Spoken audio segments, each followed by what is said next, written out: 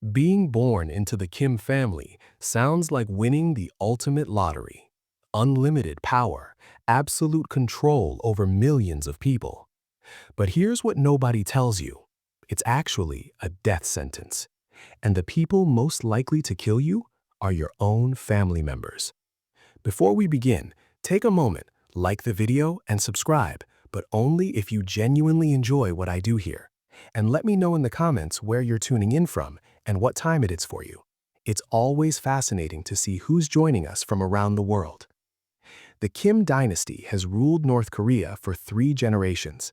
Kim Il-sung, the founder, Kim Jong-il, his son, and now Kim Jong-un, the current leader.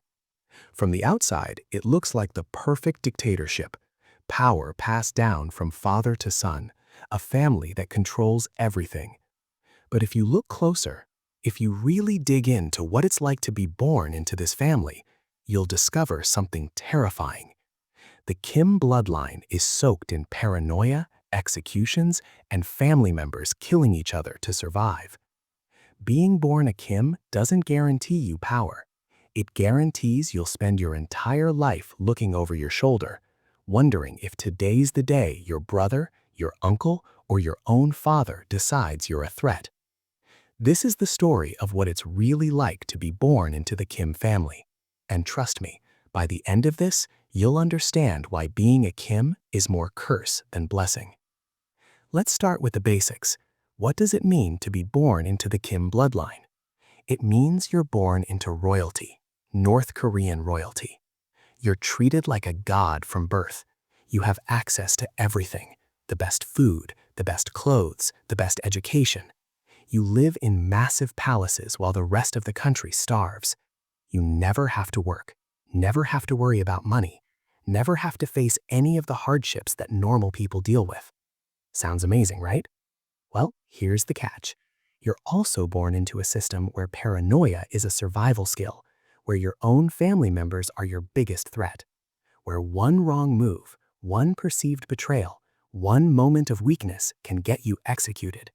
And not just executed, publicly humiliated, erased from history, your entire family line wiped out. Because in the Kim dynasty, there's only one supreme leader. Everyone else is expendable, even if you're blood, especially if you're blood. Let me give you some examples of what I'm talking about, because the history of the Kim family is filled with purges, executions, and people disappearing in the middle of the night. Kim Jong-un, the current leader, had his half-brother Kim Jong-nam assassinated in 2017, killed in a Malaysian airport with a nerve agent. Why? Because Kim Jong-nam was a potential rival. He was older, he had legitimate claim to power, and Kim Jong-un couldn't risk someone challenging him. Kim Jong-un also had his uncle, Jang Song-thaek, executed in 2013. His own uncle, the man who helped him consolidate power when he first took over. Kim Jong-un accused him of treason, had him publicly humiliated, and then executed. Some reports say he was fed to dogs. Others say he was shot by anti-aircraft guns. The details vary, but the message is clear. Nobody is safe, not even family. And it's not just Kim Jong-un. This pattern goes back generations. Kim Jong-il, Kim Jong-un's father, was ruthless about eliminating rivals. He had family members killed. He had political opponents executed. He created a system where loyalty was everything, and betrayal meant death. Kim Il-sung, the founder of the dynasty, started this whole system. He built a cult of personality around himself, made himself a god, and anyone who threatened that, including family members, was removed. So when you're born into the Kim family, you're not just born into power, you're born into a meat grinder, a system designed to chew up and spit out anyone who isn't the supreme leader. And even if you keep your head down, even if you stay loyal, even if you do everything right, there's no guarantee you'll survive. Because the Kim family doesn't value blood, they value power, and power is zero-sum. Which means if you have it, someone else doesn't. And if someone else wants it, they'll take it from you, even if you're their brother. even if you're their son. To really understand why it sucks to be born into the Kim bloodline, you need to understand how this whole thing started. And that means looking at Kim Il-sung. Kim Il-sung was born in 1912. He grew up during the Japanese occupation of Korea. He became a guerrilla fighter, fighting against the Japanese. And when World War II ended and Korea was divided, he ended up as the leader of North Korea, backed by the Soviet Union. Now here's where things get interesting. Kim Il-sung wasn't just a political leader. He turned himself into a god, literally. He created a cult of personality so intense that North Koreans were taught to worship him. His portrait was in every home. His statues were in every town. Children were taught that he was the father of the nation, the son of the nation, the eternal leader. And Kim Il-sung didn't just want power for himself. He wanted to create a dynasty, a family that would rule North Korea forever. So he groomed his son, Kim Jong-il, to take over after him. But here's the problem with creating a dynasty. You have to eliminate anyone who might challenge it, and that includes family members. Kim Il-sung had siblings. He had relatives. He had people in his own family who could have been rivals. And what happened to them? Most of them disappeared from public life. Some were sent to do minor jobs far away from power. Others just vanished. Because Kim Il-sung understood something fundamental about power. You can't share it. And you can't risk anyone, even family, becoming a threat. He also created a system called Songbun. It's basically a caste system. Every person in North Korea is classified based on their loyalty to the Kim family. If your ancestors fought alongside Kim Il-sung, you're in the top tier. If your ancestors were landlords or had ties to South Korea or did anything the regime didn't like, you're in the bottom tier. And your classification determines everything: where you can live, what job you can have, whether you can go to university, everything. Now imagine being born into the Kim family under this system. You're automatically at the top. But that also means you have the most to lose, because if you fall from grace, you fall all the way to the bottom. And in North Korea, the bottom is a death sentence. Kim Il-sung set up this system deliberately. He wanted to make sure that everyone, including his own family, understood that loyalty to him was the only thing that mattered. Not blood, not family ties, just loyalty. And that system continues to this day. When you're born into the Kim family, you're born into a system where your own relatives might turn on you, where paranoia is justified, where trust is a luxury you can't afford. Let's talk about what it's actually like to grow up as a Kim. What's your childhood like? What's your education like? What kind of life do you lead? On the surface, it's incredible. You grow up in palaces. You have servants waiting on you hand and foot. You eat the best food in the country while everyone else is on rations. You wear designer clothes imported from Europe. You have access to movies, music, and entertainment that regular North Koreans can't even imagine. Kim Jong-un, for example, went to school in Switzerland. He attended a private school under a fake name. He loved basketball. He loved American movies. He had a pretty normal life by Western standards. But he always knew he was different. He always knew he was being groomed for something. And that's the thing about being a Kim. You're never just a kid. You're always the future. You're always being watched. You're always being tested. Your tutors aren't just teaching you math and science. They're teaching you ideology. They're teaching you how to think like a leader, how to be ruthless, how to make hard decisions. You're taught that you're special, that you're chosen, that the entire country depends on you. And you're also taught that everyone is a potential threat. Your classmates, your tutors, even your own siblings. Kim Jong-un has an older brother, Kim Jong-nam, and a younger brother, Kim Jong-chol. All three were potential heirs to Kim Jong-il. All three were raised knowing that only one of them would get to rule. Kim Jong-chol was apparently too soft, too weak. Kim Jong-il thought he was too effeminate to be a leader, so he was passed over. Kim Jong-nam was the eldest. He should have been the natural heir. But he made a critical mistake. In 2001, he tried to sneak into Japan using a fake passport so he could visit Tokyo Disneyland. He got caught. It was embarrassing for the regime, and Kim Jong-il decided he couldn't trust him anymore. So Kim Jong-un became the heir, the chosen one. And what happened to his brothers? Kim Jong-chol is alive but powerless. He lives a quiet life, staying out of politics. And Kim Jong-nam? He was assassinated on Kim Jong-un's orders. That's what it's like growing up as a Kim. You're competing with your own siblings for survival, and if you lose, you die. Now imagine being a girl born into the Kim family. You don't even get to compete for power. You're just a pawn. You're married off to cement alliances. You're used to strengthen the dynasty, but you don't get to rule. Kim Jong-un has a sister, Kim Yo-jong. She's one of the most powerful women in North Korea. She's his closest advisor. She runs propaganda. She's involved in major decisions. But she'll never be the supreme leader, because she's a woman. And the Kim dynasty is patriarchal. So if you're born a Kim woman, you get all the danger and none of the power. You're still a target. You're still expendable. But you can't even fight for the throne. That's the reality of growing up in this family. It's not a childhood. It's preparation for a war where the enemy is your own blood. Let's dig deeper into the purges, because this is where you really see how brutal the Kim family is.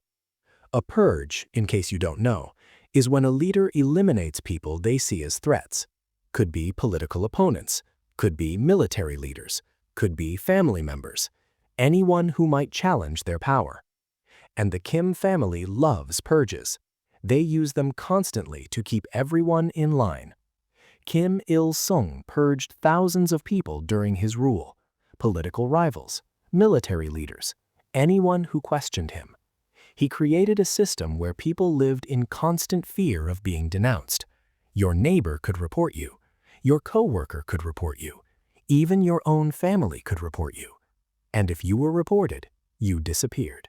You and your entire family. 3 generations. That's the rule. If you're guilty of a crime against the state, your parents, your children, and your grandchildren all get punished too. Kim Jong-il continued this system. He was just as paranoid as his father, maybe more so. He purged military leaders who got too popular. He purged party officials who seemed disloyal.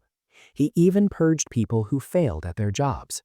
There's a story about Kim Jong-il executing a government official because a construction project was delayed. The official tried to explain that there were logistical problems, supply issues, things beyond his control. Kim Jong-il didn't care. He had the man shot. That's the environment you grow up in as a Kim. You see this happening. You see people you know disappearing, and you understand that it could happen to you.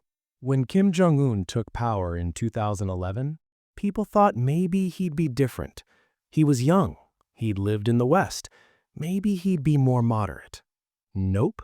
He was just as brutal as his father and grandfather, maybe more so. Within months of taking power, he started purging. Military leaders who supported him initially but might have had their own ambitions, gone.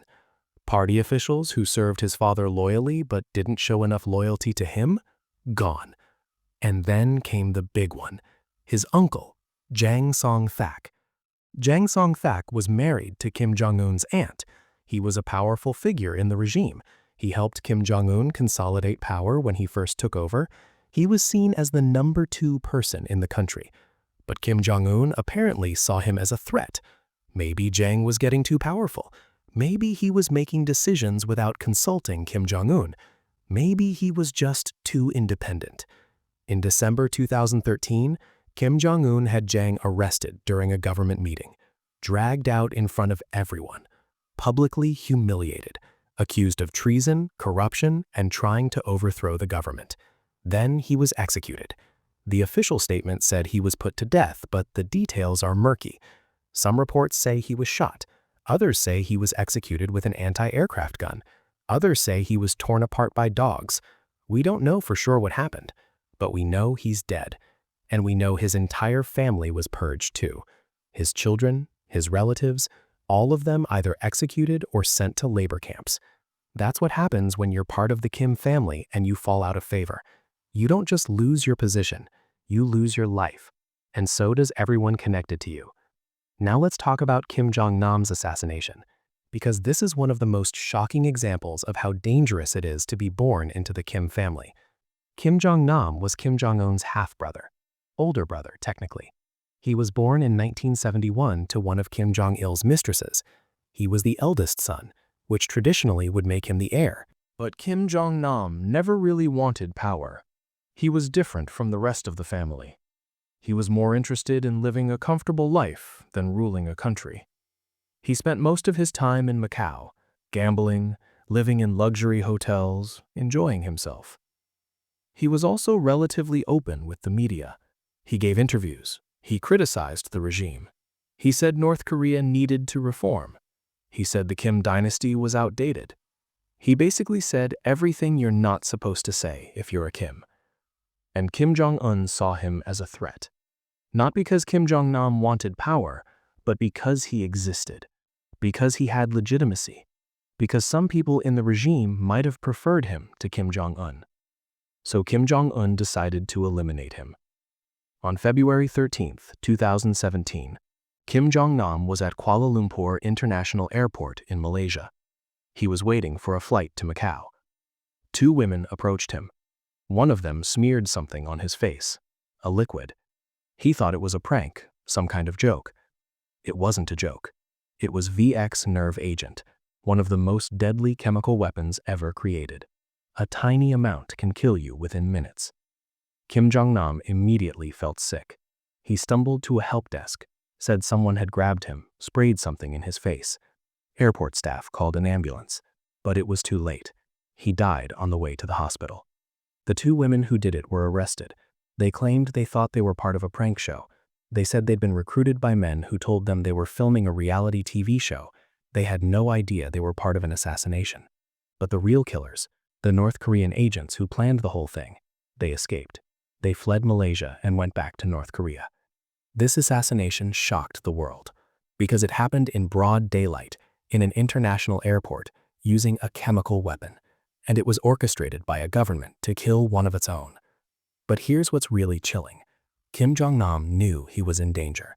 He'd been living in exile for years precisely because he knew his brother might try to kill him. He'd asked for protection, he'd tried to stay out of the spotlight, but it didn't matter. Kim Jong-un found him anyway. That's what it means to be born into the Kim family. Even if you run, even if you give up any claim to power, even if you try to live quietly, you're still a target because you're blood, and blood is a threat. Now let's talk about the women, because their stories are just as tragic, but they get talked about less. Being born a woman in the Kim family means you have no path to power. You can be influential, you can be an advisor, but you can't be the supreme leader. That position is reserved for men. Kim Jong-un's sister, Kim Yo-jong, is probably the most powerful woman in North Korea right now. She's his closest advisor. She handles propaganda. She's been part of diplomatic meetings. She's even represented North Korea at the Olympics. But she'll never rule, and she knows it. Her entire existence is about supporting her brother, making him look good, helping him stay in power. And if he ever decides she's a threat, she's gone, just like anyone else. Kim Jong-un's wife, Ri Sol-ju, is another interesting case. She appeared out of nowhere in 2012. Suddenly, she was by Kim Jong-un's side at public events. The regime announced she was his wife. But before that, nobody knew she existed. She's young, she's attractive, she dresses well. She's used as a propaganda tool to make Kim Jong-un seem more modern, more relatable. But does she have any real power? Probably not. She's there to look good and produce heirs. And that's really what women in the Kim family are for. They're tools. They're used to strengthen the dynasty, to produce the next generation, to make the regime look more legitimate. But they're also vulnerable. If they fall out of favor, They disappear. Kim Jong-il had multiple wives and mistresses. What happened to the ones he got tired of? Nobody knows. They just vanished from public view. There are rumors that some were sent away. Others were allegedly killed. But the regime doesn't talk about it, because women in the Kim family aren't important enough to make official announcements about. That's the reality if you're born a Kim woman. You're property, you're a tool, and you're just as disposable as everyone else. So, what's daily life actually like if you're a Kim? What do you do all day? How do you live? The Kim family lives in massive compounds in Pyongyang. These aren't just houses, they're entire estates. Multiple buildings, swimming pools, movie theaters, private train stations, everything you could possibly want. Kim Jong-un reportedly has access to 17 different palaces across North Korea. 17! He can wake up in one place and decide he wants to spend the afternoon somewhere else and just fly there on his private jet. The palaces are stocked with the best of everything. Food imported from around the world, French wine, Japanese sushi, Italian pasta, Swiss cheese, American steaks, whatever they want. While regular North Koreans are eating grass soup and struggling to find enough rice to survive, the Kim family is eating better than most people in the West. They have servants for everything: people to cook, people to clean, people to drive, people whose entire job is just to make sure the Kim family is comfortable. Kim Jong-il, Kim Jong-un's father, was famous for his extravagant lifestyle. He had a collection of thousands of movies. He loved Hollywood films, especially James Bond and Friday the 13th. He had a personal chef who traveled the world to prepare his favorite meals. He drank the most expensive cognac. He had parties that lasted for days. And Kim Jong-un has continued that lifestyle. He loves basketball. He's obsessed with the NBA. He reportedly has a massive collection of Nike sneakers. He smokes expensive cigarettes. He drinks expensive alcohol. He lives like a billionaire playboy. But here's the thing. Even with all that luxury, even with all that comfort, it's still a prison. Because you can't leave. You can't just decide you want to live a different life. You're stuck in this system. You're stuck in this family. And you're constantly looking over your shoulder, wondering if today's the day someone decides you're a threat. You can't trust anyone. Your advisors? They're loyal to you only as long as you have power. Your bodyguards? They're loyal to the regime, not to you personally. Your own family? They're your biggest rivals. So you're surrounded by luxury, but isolated. Surrounded by people, but alone. You have everything except freedom. Everything except safety. Everything except peace of mind. That's what it means to live as a Kim. You're a king, but you're also a prisoner. Let's talk about the next generation. The kids being born into the Kim family right now. What's their future look like? Kim Jong-un has 3 children with his wife, Ri Sol-ju. We don't know much about them. The regime keeps them hidden. But we know they exist, and we know they're being groomed for something. One of them, probably the eldest son, will eventually be chosen to succeed Kim Jong-un. And when that happens, the same cycle will repeat. The chosen heir will consolidate power, the other siblings will either be marginalized or eliminated, and the dynasty will continue. But what if one of the kids doesn't want it? What if they don't want to be supreme leader? What if they want a normal life? Too bad. You don't get a choice. You're born into this family. You play the role assigned to you. And if you refuse, you become a threat, and threats get eliminated. There's no escape, no way out. You're trapped by your bloodline. Think about what these kids are learning right now. They're learning that they're gods, that everyone else exists to serve them, that they can do whatever they want without consequences. But they're also learning that they can't trust anyone, that their own family might kill them, that paranoia is survival. What kind of person does that create? What kind of adult do you become when you're raised in that environment? You become Kim Jong-un. You become someone who can order the execution of their own uncle with hesitation. someone who can assassinate their own brother in an airport, someone who sees other human beings as either useful or disposable. Because that's what you have to be to survive in the Kim family. You have to turn off your empathy. You have to become ruthless. Because if you're not ruthless, someone more ruthless will take you out. And the tragedy is, these kids didn't ask for this. They didn't choose to be born into this family, but they're stuck with it. And their entire lives will be shaped by it. Now, you might be thinking, well, lots of royal families and political dynasties have drama. Lots of them have family members competing for power. What makes the Kim family different? Good question. Let's compare. Take the British royal family. There's definitely competition, there's definitely drama, but when someone loses the competition for power, they don't get executed. They just become less important. They move down the line of succession. They live comfortable lives doing charity work and attending events. Nobody's getting assassinated. Or take political dynasties like the Kennedys or the Bushes in America. There's competition within the family for who gets to run for office, but if you lose, you go back to your law practice or your business. You don't disappear in the middle of the night. Even in other dictatorships, it's usually not this bad. Saddam Hussein was brutal, but his sons weren't constantly worried about him killing them. They were worried about enemies, about coups, about foreign invasion, but not about their own father executing them for being a threat. The Kim family is different because the paranoia is cranked up to 11, because the system they've created doesn't allow for any rivals, because power is so concentrated in one person that everyone else, even family, is seen as expendable. And it's gotten worse with each generation. Kim Il-sung was brutal but relatively stable. Kim Jong-il was more paranoid but still somewhat predictable. Kim Jong-un seems to be the most paranoid of all. He's executed more people in his first few years than his father did in decades. So yes, lots of families have drama, but the Kim family takes it to a whole other level, because in the Kim family, family drama ends with a firing squad. Being born into the Kim family also means dealing with international pressure, because North Korea isn't just isolated from its neighbors, it's isolated from the entire world. The country is under massive international sanctions. The United Nations, the United States, the European Union, they've all imposed restrictions on North Korea because of its nuclear weapons program, its human rights violations, its missile tests. These sanctions make life hard for regular North Koreans.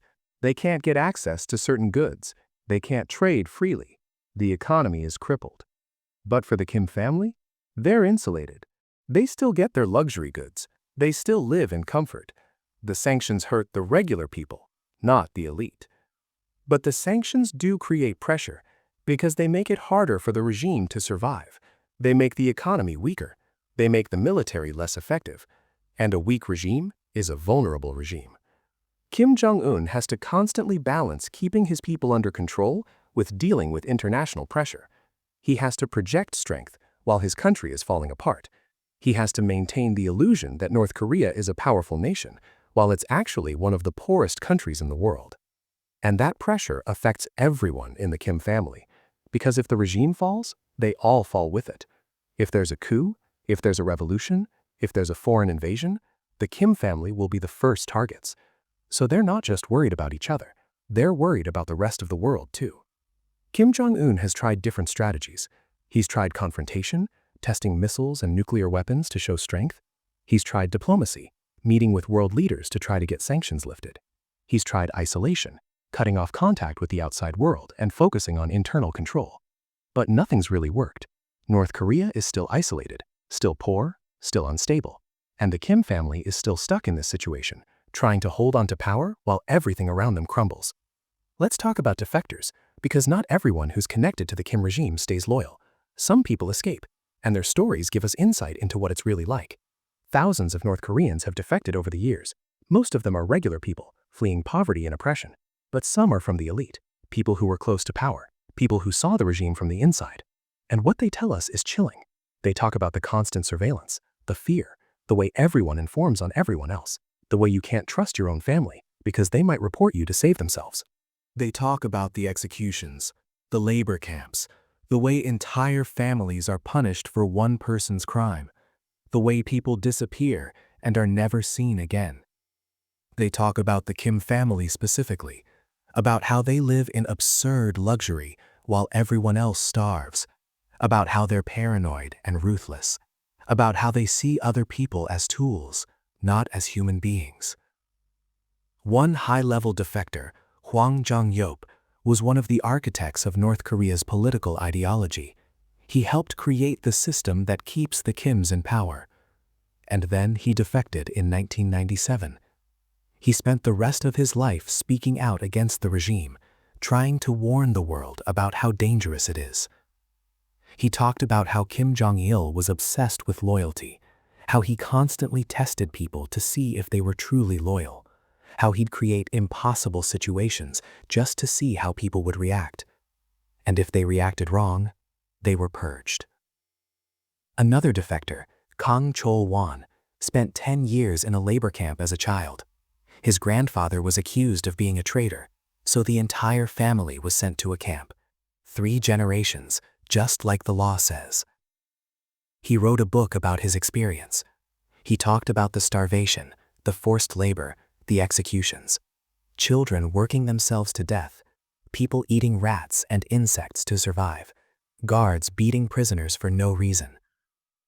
And this is what happens to people connected to the regime who fall out of favor. This is the fate that awaits anyone in the Kim family who's seen as disloyal.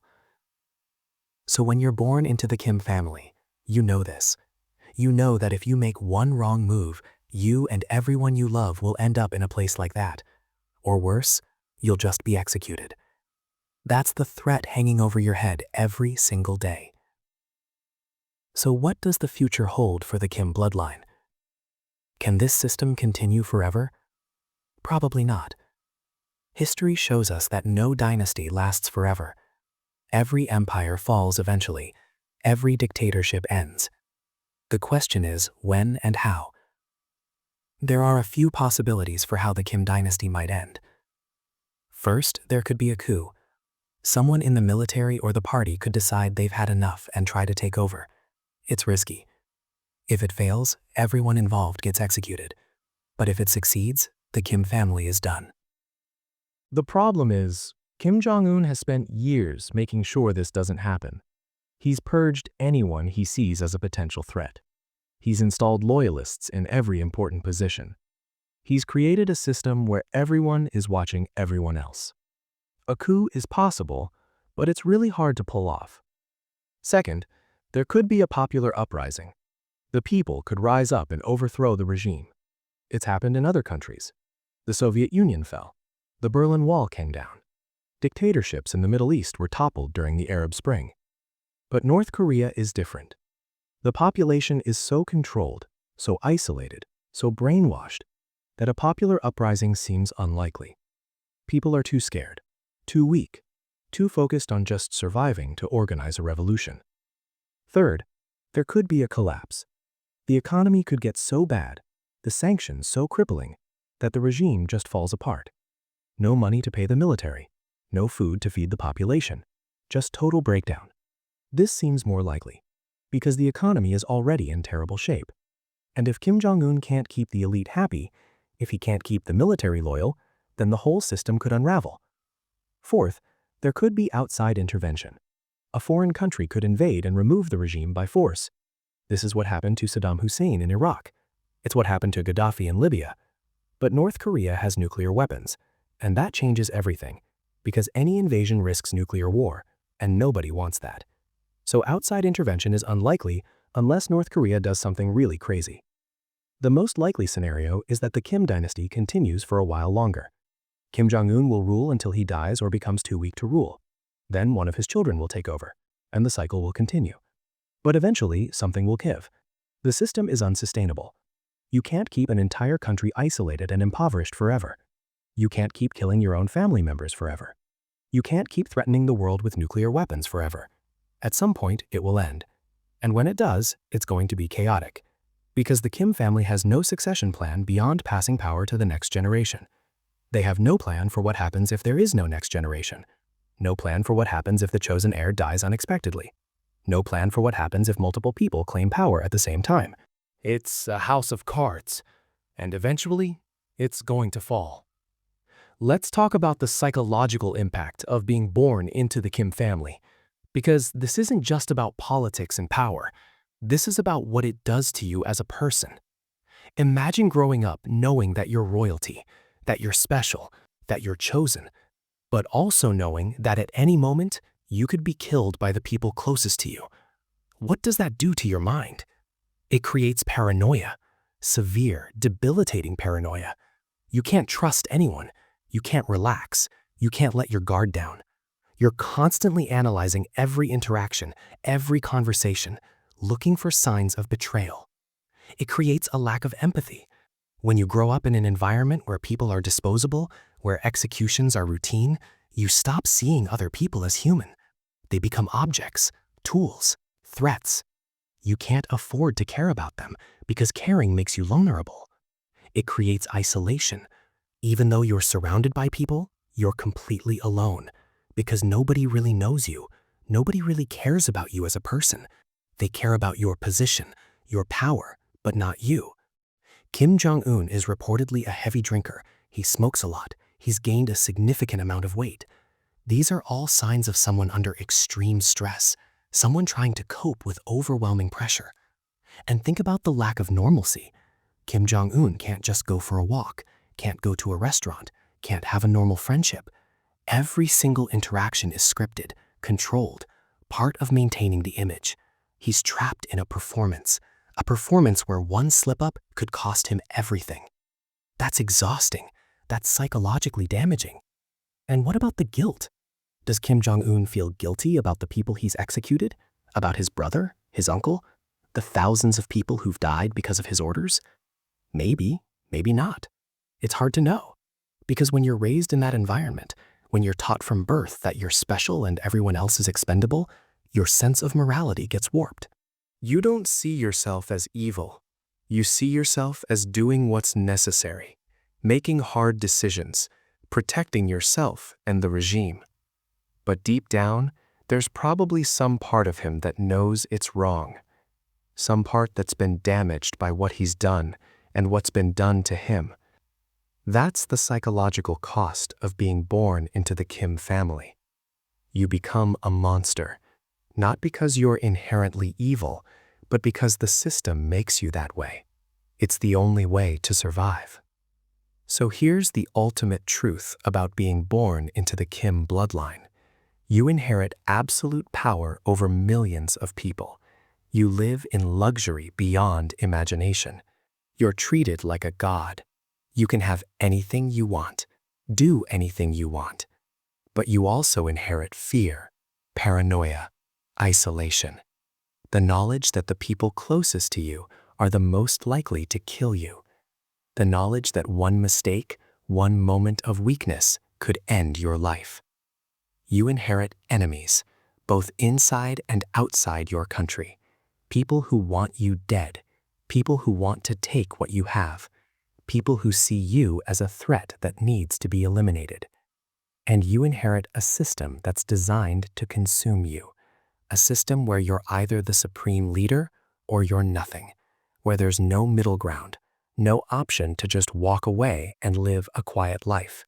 You're trapped by your blood, by your position, by the regime your grandfather built and your father maintained, and there's no escape. Kim Jong-nam tried to escape. He gave up any claim to power. He lived in exile. He stayed quiet. And he still ended up dead in an airport, killed by his own brother.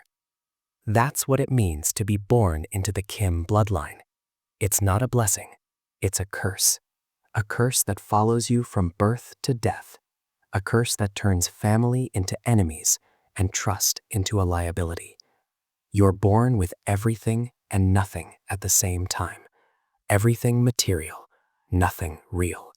No love, no safety, no peace, just power, and the constant, overwhelming fear of losing it.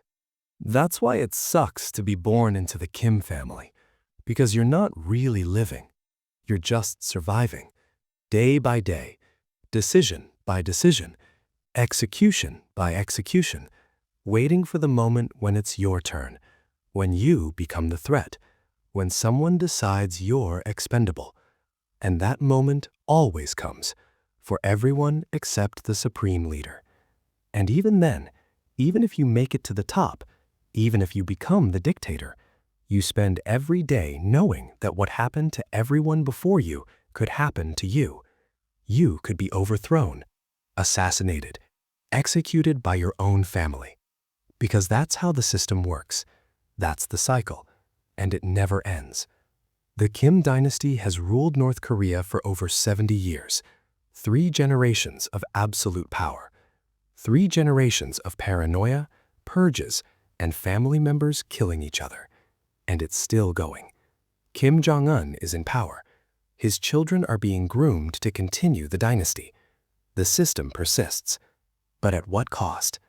What does it cost to be born into this family? What does it cost to live like this? It costs everything. Your humanity, your freedom, your safety, your ability to trust, your ability to love, your ability to just exist as a normal person. You become a prisoner of your own bloodline, a prisoner of a system that demands absolute loyalty and accepts nothing less than perfection, a system where failure means death. And the saddest part? The people born into this family didn't choose it. They didn't ask for this life. They were just born, and that accident of birth determined everything. If you're born a Kim, you could be the supreme leader. You could be executed by your own family. You could be marginalized and forgotten. You could be used as a propaganda tool. But you can't just be a person. That option doesn't exist. Your entire life is defined by your last name, by the dynasty, by the system, and there's no way out. That's the real story of the Kim bloodline. It's not a story of power and glory. It's a story of fear and survival. It's a story of a family that's trapped in a nightmare of its own creation. And until the system changes, until the dynasty falls, it will continue, generation after generation. Children being born into luxury and terror, growing up with everything and nothing, living lives of privilege and paranoia. That's what it means to be a Kim, and that's why, despite all the power and all the luxury, it absolutely sucks to be born into that family. Because you're not born into royalty, you're born into a trap. And once you're in, there's no getting out. All you can do is survive as long as you can and hope you're not the next one to disappear. Hit subscribe if you want more stories like this that dig into what really happens behind the headlines.